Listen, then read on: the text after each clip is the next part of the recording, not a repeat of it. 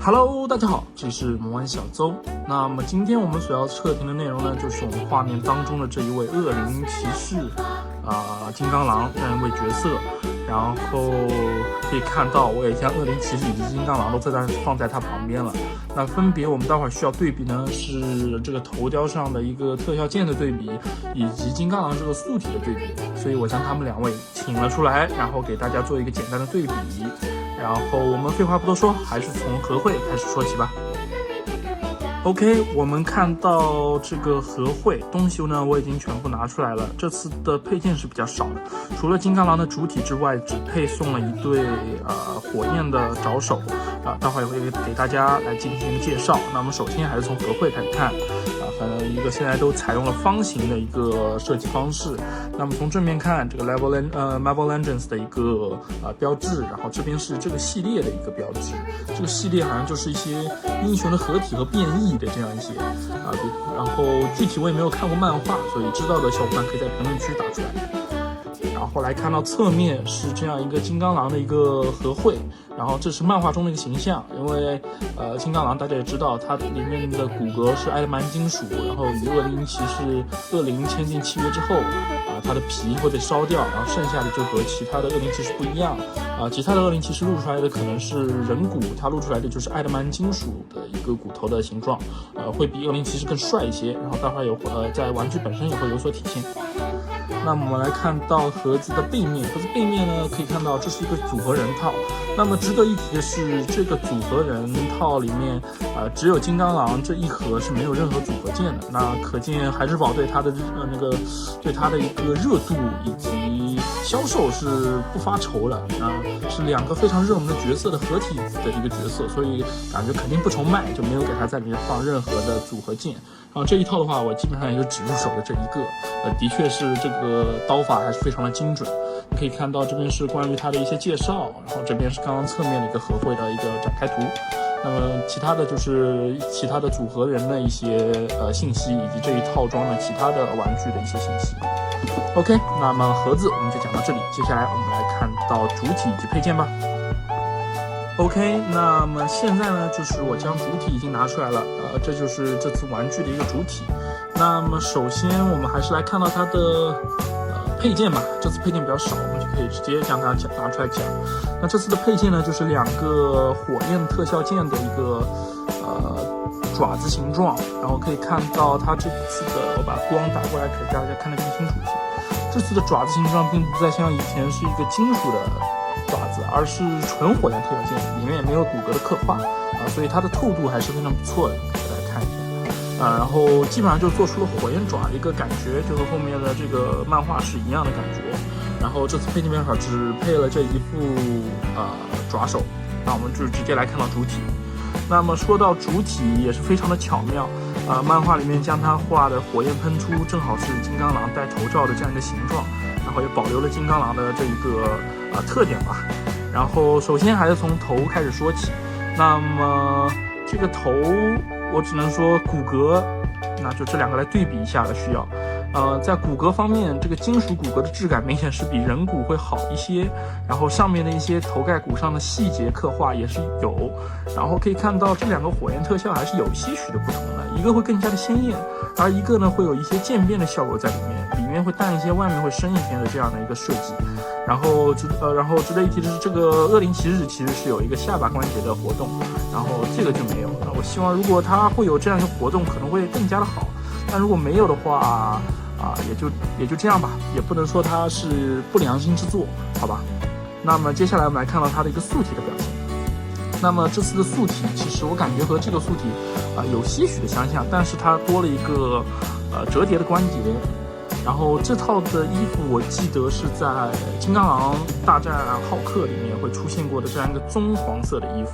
然后其他的金刚狼可能最多的是蓝黄色的一个衣服。然后这个也没有肩甲，所以它限制它的可动是不太会限制的。然后也是标配了蝴蝶关节。然后这次值得一提的也是他们并没有运用无孔关节，还是有孔关节，说明是老素体。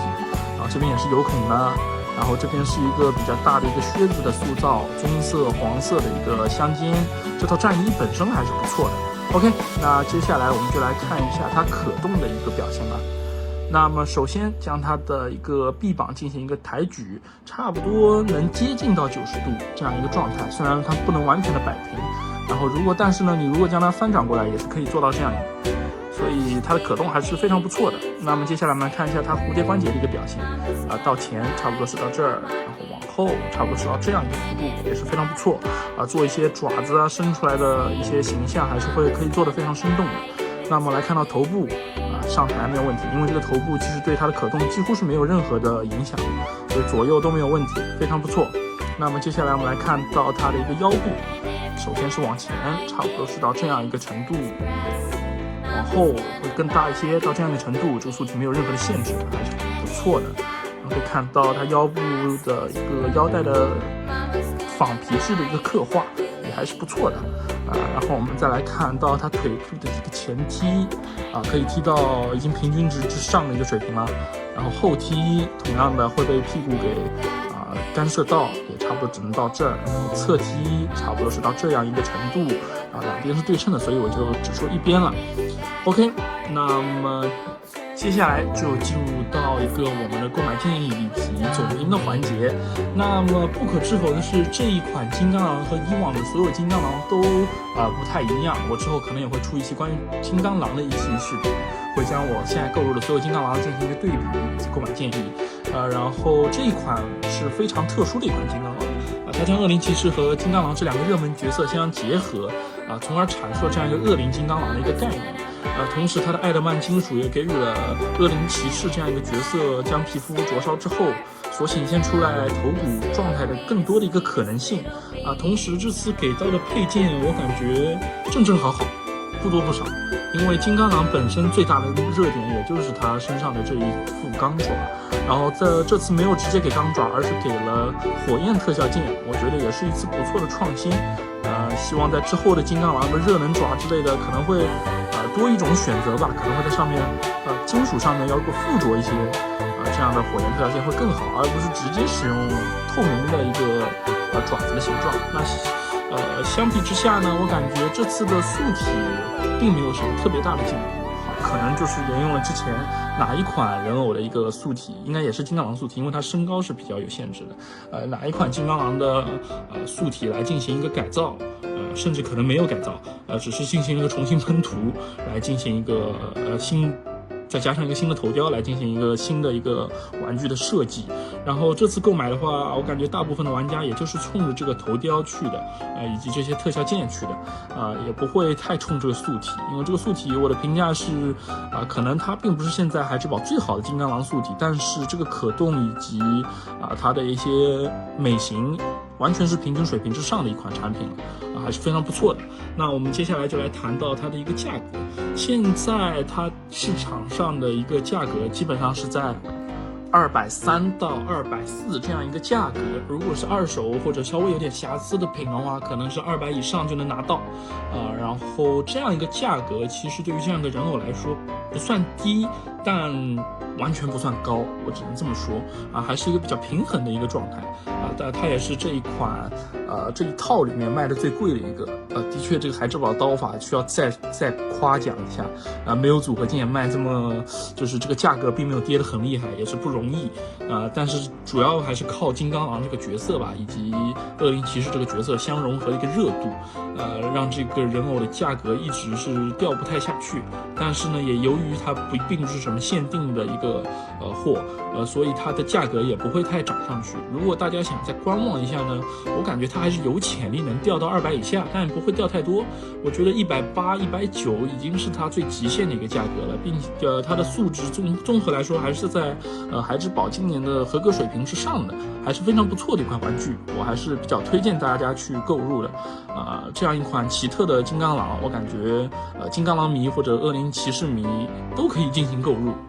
所以这就是我的购买建议，感谢大家，这里是魔玩小邹，你的一键3连是我更新的动力。